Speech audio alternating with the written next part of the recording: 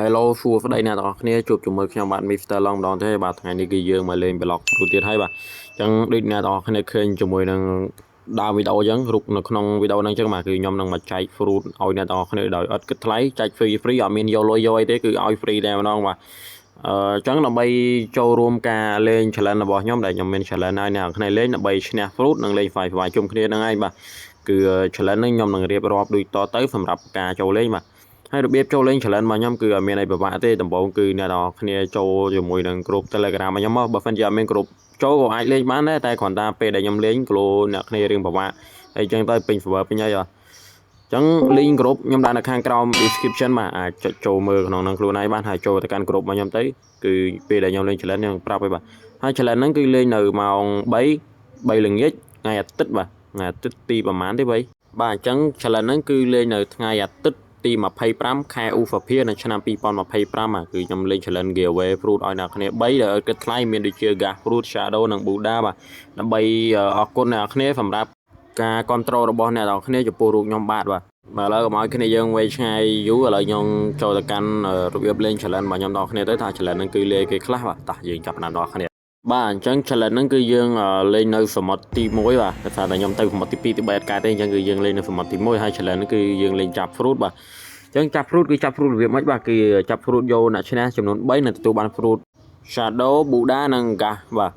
ឡូវយើងចូលជាមួយនឹងប្រធានបទរបៀបលេង challenge យក fruit ទាំងអស់គ្នាបាទអញ្ចឹង challenge ហ្នឹងពេលលេងគឺតម្រូវឲ្យអ្នកទាំងអស់គ្នាមកចាប់ fruit នៅសមុទ្រទី1តាមអ្វីដែលខ្ញុំបានប្រាប់បាទអញ្ចឹងចាប់ fruit ហ្នឹងគឺមាន3ដំណាក់កាលក្នុងការឈ្នះបាទដំណាក់កាលទី1គឺអ្នកដែលចាប់ fruit បានជាមួយនឹង rocket fruit នឹងត្រូវបានជាមួយនឹង gas fruit ឈ្នះ gas fruit ពីខ្ញុំបាទអញ្ចឹងមានន័យថាអ្នកដែល random fruit ចាប់ fruit ទៅគាត់ចាប់បាន rocket fruit គាត់នឹងឈ្នះ gas fruit ពីខ្ញុំបាទហើយបញ្ជាក់អ្នកដែលចាប់គឺមានតែម្នាក់គាត់ដែលបានជាមួយនឹង fruit gas ហ្នឹងឧទាហរណ៍ថា brother ឈ្មោះ A ចុះគាត់ចាប់បានជាមួយនឹងrocket fruit មុនគេហើយបន្តមក brother ម្នាក់ទៀតគាត់ទៅចាប់ដែរ brother B គាត់ចាប់បាន fruit rocket ក្រោយអញ្ចឹង fruit rocket មាន2នាក់បាទអញ្ចឹងណាគេអ្នកឈ្នះគឺ brother A ហ្នឹងឯងដែលគាត់បានចាប់ fruit មុនគេណាហ្នឹងហើយគាត់ចាប់បាន rocket មុនគេគាត់នឹងឈ្នះបាទហើយទៅចំពោះ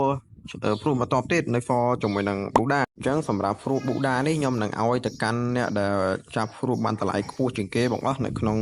ការចាប់ fruit ហ្នឹងឯងបាទឥឡូវឧទាហរណ៍ថា brother ហេងឧទាហរណ៍ឈ្មោះ brother ហេងចុះគាត់ចាប់បានជាមួយនឹង fruit quest fruit ជួយផែនដីអ្នកគ្នាស្គាល់ទេអត់ទៅបាទគាត់ចាប់បានជាមួយនឹង fruit ហ្នឹងហើយតម្លៃ1លាន fruit ហ្នឹងបាទអញ្ចឹងនៅពេលដែលចាប់ fruit ហ្នឹងគឺអ្នកដែលចូលរួមលេងទាំងអស់ហ្នឹងគឺអត់មានណាគេតម្លៃ fruit ដល់គាត់ទេបាទមានន័យថា fruit quest របស់គាត់គឺតម្លៃ1លានខុសគេហើយអ្នកខ្លះណា fruit live fruit ម៉ាក់ម៉ា fruit ដែរអញ្ចឹងទៅក្រោមតម្លៃជាមួយនឹង fruit quest របស់គាត់ទេអញ្ចឹង fruit quest គាត់តម្លៃខ្ពស់ជាងគេមានន័យថាគាត់នឹងឈ្នះ fruit Buddha ពីខ្ញុំហើយបាទណាគ្រាន់តែជាការឧទាហរណ៍ទេណាឧទាហរណ៍អ្នកគ្នាងាយយល់អញ្ចឹងមានន័យថាអ្នកដែលចាប់ fruit បានតម្លៃខ្ពស់ជាងគេគឺនឹងឈ្នះ fruit Buddha ពីខ្ញុំបាទហើយក៏ដូចរាល់ដងដែរអ្នកដែលចាប់ fruit បានតម្លៃខ្ពស់ជាងគេមុនគេនឹងឈ្នះហើយអ្នកដែលចាប់ fruit បានតម្លៃខ្ពស់ជាងគេទី2គឺអត់ឈ្នះទេយកតែមួយតែប៉ុណ្ណោះបាទហើយចំពោះដែលចាប់ fruit មកដូចគ្នាឥឡូវឧទាហរណ៍ថាគាត់ចាប់បាន fruit quest ហ្នឹង2អ្នកដូចគ្នាចុះអញ្ចឹងក៏ដូចតែលើកមុនដែរទេគឺខ្ញុំយកតែអ្នកដែលចាប់បានមុនទេអ្នកដែលចាប់បានក្រោយគឺអត់ឲ្យទេបាទគឺអត់ឈ្នះទេបាទទុកខកហើយចំពោះអ្នកដែលចាប់ fruit បានជាមួយតម្លៃថោកជាងគេគឺជា challenge ទី3អ្នកដែលចាប់ fruit បានតម្លៃថោកជាងគេនឹងទទួលបានជាមួយនឹង shadow fruit បាទអញ្ចឹងមានន័យថាម៉េចមានន័យថាគាត់ចាប់ fruit តម្លៃថោកគេឥឡូវក្នុង server ហ្នឹងគឺមានជាមួយនឹង fruit ថោកជាងគេឥឡូវគាត់ចាប់បានជាមួយនឹង fruit អាយចុះបាទ fruit តកកហ្នឹងហើយមកតម្លៃថោកជាងគេហ្នឹងហើយអត់មានណាគេដែលចាប់បាន fruit តម្លៃក្រោមគាត់ទេគាត់គឺជា fruit ដែលតម្លៃក្រោមគេអញ្ចឹងគាត់នឹងឈ្នះជាមួយនឹង shadow fruit បាទហ្នឹងគឺជា challenge ទី3ហើយដូចរាល់ដងដែរអ្នកដែលចាប់បានក្រោយគឺអត់ឈ្នះទេឈ្នះតែអ្នកមុនទេបាទហើយចំពោះមួយទៀតគឺអ្នកដែលចាប់បាន fruit rocket ឥឡូវឧទាហរណ៍ថាក្នុង server ហ្នឹងអ្នកចូលលេងហ្នឹងគឺចាប់បានជាមួយនឹង fruit rocket គាត់មិនត្រូវឈ្នះជាមួយនឹង gas fruit ពីខ្ញុំហ៎ហើយទៅម្នាក់ទៀតដែលចាប់បានជាមួយនឹង fruit ផ្សេងទៀតចឹងទៅគឺតម្លៃខ្ពស់ឲ្យមានណាគេតម្លៃក្រោមគាត់ទេគាត់បាន rocket អញ្ចឹងមានន័យថាគាត់ឈ្នះ2 fruit ឈ្នះ gas មួយជាមួយនឹងshadow មួយបាទដោយសារតែគាត់ឈ្នះ challenge ទី1គាត់ឈ្នះចាប់បាន rocket ឈ្នះ gas ហើយអាពេល profit ក្តីមកតម្លៃ fruit របស់គាត់ថោកជាងគេទៀតគាត់នឹងបានជាមួយនឹង shadow មួយទេប៉ុន្តែខ្ញុំអត់ធ្វើអញ្ចឹងទេអ្នកគ្នាអត់ស្មើភាពទេចង់ឲ្យគ្នាយើងបាន fruit លេងម្នាក់មួយចង់ឲ្យអញ្ចឹងទេបាទអញ្ចឹងម្នាក់គឺអាចឈ្នះ2 challenge បានទេឥឡូវថាគាត់ចាប់បានជាមួយនឹង fruit rocket អញ្ចឹងចុះគាត់ឈ្នះការមួយហើយចាខ្ញុំអត់ឲ្យ shadow មួយទៀតទៅគាត់ទេឲ្យអ្នកផ្សេងទៀតតម្លៃ fruit លើសគាត់បាទកន្លែង fruit លើសគាត់អញ្ចឹងទៅឧទាហរណ៍ថាគាត់ចាប់បាន fruit spin fruit អីហ្នឹងទៅលើសជាមួយ rocket អញ្ចឹងខ្ញុំឲ្យ shadow ទៅកាន់គាត់បាទហើយចំពោះអ្នកដែលចាប់បាន fruit ជាមួយ rocket 2អាហ្នឹងនៅទី1ចាប់បាន rocket ទី1ខ្ញុំឲ្យ gas ទៅគាត់មកនៅទី2បើគាត់តម្លៃថោកគេ rocket ដែរខ្ញុំនឹងឲ្យ shadow ទៅគាត់បាទអញ្ចឹងវាគឹមតែគ្នានឹងយល់អ្វីដែលខ្ញុំបាននិយាយចោះហើយចំពោះលក្ខខណ្ឌក្នុងការលេងមួយទៀតគឺលេងនៅ format ទី1ហើយដូចអ្នកនរគ្នាដឹងហើយគឺ game block fruit ហ្នឹងលុះត្រាតែយើង level 500ច្រឡំសុំទោសបាទ level 50បានវាឲ្យយើងចាប់ fruit បានអញ្ចឹងបើគ្នាទាំងអស់គ្នាតបាន level 50ទេក៏អាចមកលេងបានដែរគឺសុំទោសផង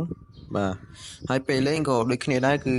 មើលលុយមើលខ្លួនឯង fruit បួផងអត់មានដល់ពេលចូលលេងថាលុយខ្ញុំអត់តន់គ្រប់ផងបាទអញ្ចឹងគឺខ្ញុំសុំគិតអ្នកគ្នាចេញពី challenge ហ្នឹងឲ្យលេងទេបើលុយអត់តន់គ្រប់អញ្ចឹងមើលលុយមើលខ្លួនឯងគ្រប់ fruit បួផងទៅឆែកមើលផងហើយចាប់ fruit ម្ដងអស់លុយប្រហែលបាទធំលុយទុកឲ្យ fruit បួហើយនៅក្នុង block fruit ហ្នឹងគឺដូចជាយើងចាប់ fruit ម្ដងវាចំណាយពេល2ម៉ោងឯងមិនឲ្យយើងចាប់ fruit ម្ដងទៀតបានអញ្ចឹងក៏ដូចគ្នាដែរមើលម៉ោងឲ្យ fruit បួផង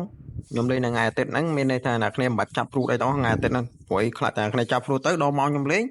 អ្នកគ្នាទៅ random fruit វាជាប់ cool down មកវាឲ្យយើងចាប់ទេចាប់ជាប់ម៉ោងជាប់នាទីអញ្ចឹងទៅអញ្ចឹងគឺខ្ញុំក៏គិតអ្នកគ្នាចេញដែរឲ្យលេងទេ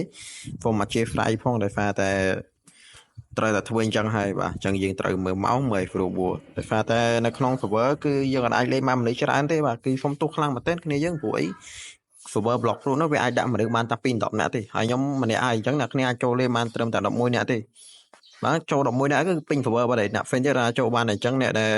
អត់គ្រប់ជាមួយនឹងលក្ខខណ្ឌក្នុងការលេងទេគឺខ្ញុំនឹងដកចេញហើយឲ្យអ្នក fan ចូលលេងចុះបាទយើងចែកម្លែកគ្នាលេងទៅចាយើងលេងទាំងអស់គ្នាស្វាយទៅហើយមកលេងក៏ដូចគ្នាដែរក៏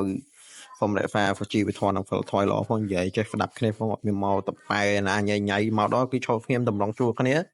កុំប្រើស្គៀប្រើអាវុធប្រើស្គៀអីញ៉ៃញ៉ៃពេកខ្ញុំអាចនឹងដកចេញបើមិនជាញ៉ៃញ៉ៃគៀងគេគៀងឯងបាទគឺខ្ញុំដកចេញភ្លាមតែម្ដងអត់មានយកយល់អីទាំងអស់បាទហើយសូមបញ្ជាក់មួយទៀតពេលដែលលេងហ្នឹងគឺអ្នកគ្នា random man fruit អីក៏ត្រូវបោះឲ្យខ្ញុំបាទគឺខ្ញុំយកទាំងអស់បាទមិនថាអ្នកគ្នាចាប់បានជាមួយនឹង dragon fruit kidney fruit leopard fruit បុកដាខ្ញុំ fruit ស្អីក៏ដោយតែអ្នកគ្នាចាប់បានគឺតម្លាក់ឲ្យខ្ញុំទាំងអស់បាទមិនជាប់តម្លាក់ទេខ្ញុំចាប់អ្នកគ្នាប្រើខ្លាញ់មកឲ្យតែតម្លាក់ឲ្យខ្ញុំបាទហើយពេលលេងហ្នឹងគឺលេងនៅម៉ោង3ថ្ងៃអាទិត្យបាទថ្ងៃអាទិត្យម៉ោង3ហើយអ្នកគ្នាត្រូវតែចូលជាមួយនឹង group Telegram របស់ខ្ញុំដើម្បីដឹងព័ត៌មានបន្ថែមទៀតបាទបើសិនជាអត់មាន Telegram ទេអត់អីទេឲ្យតែ add friend មកខ្ញុំដាក់ឈ្មោះរបស់ខ្ញុំនៅខាងក្រោម description ដូចគ្នាបាទឈ្មោះ account Roblox ខ្ញុំ add មកបាទហើយពេល add មកនៅក្នុងម៉ោង3ខ្ញុំនឹងលេងតែម្ដងម៉ោង3 phone ខ្ញុំចូល game លេងហើយអ្នកគ្នាមើលម៉ោងផងបើសិនជាអត់មាន Telegram ទេម៉ោង3មកចូល server មកលេងមួយខ្ញុំហើយចូល server មកគឺឃើញខ្ញុំក្នុងហ្នឹងហើយបាទអញ្ចឹងចូលមកគឺយើងលេងមួយគ្នានៅក្នុងហ្នឹងហើយបាទអញ្ចឹងវីដេអូនេះរៀងវែងដែរហើយរៀងតប៉ែញ៉ៃញ៉ៃតិចហើយអញ្ចឹងគឺយើងមានតែប៉ុណ្្នឹងទេយើងជួបគ្នាក្នុងវីដេអូក្រោយទៀតបាទអូមកភ្លេចអ្នកគ្នាអ្នកគ្នាចង់ full សំណួរអីខ្ញុំគឺ full នៅក្នុងវីដេអូហ្នឹងមកបាទ comment មកបាទ full សំណួរអីក៏បានខ្ញុំឆ្លើយទាំងអស់បាទ full បាទចង់ full ទៅបាទខ្ញុំយកទៅធ្វើវីដេអូ Q&A បាទហើយចង់ឲ្យខ្ញុំចង់ full អ្នកគ្នាមួយទៀតវីដេអូរបស់ខ្ញុំច្បាស់អត់បាទព្រោះថាខ្ញុំបានទម្លាក់វាពី 2K មក HD វិញដោយសារតែ download យូរពេកមកចាំយូរខ្លាំងមែនទេបាទអញ្ចឹងបើសិនជាអ្នកគ្នាមើលទៅអត់ច្បាស់ទេអាចប្រាប់ខ្ញុំបានខ្ញុំនឹងតម្លើងវាទៅ 2K វិញទៅ 4K 2K វិញដើម្បីឲ្យវា full មើលជាងមុនបាទកុំឲ្យវាអត់ស្អីច្បាស់ណាដាក់ HD នឹងអ្នកគ្នាមើលច្បាស់អត់ទេបាទអញ្ចឹងមានតែប៉ុណ្្នឹងទេបាយ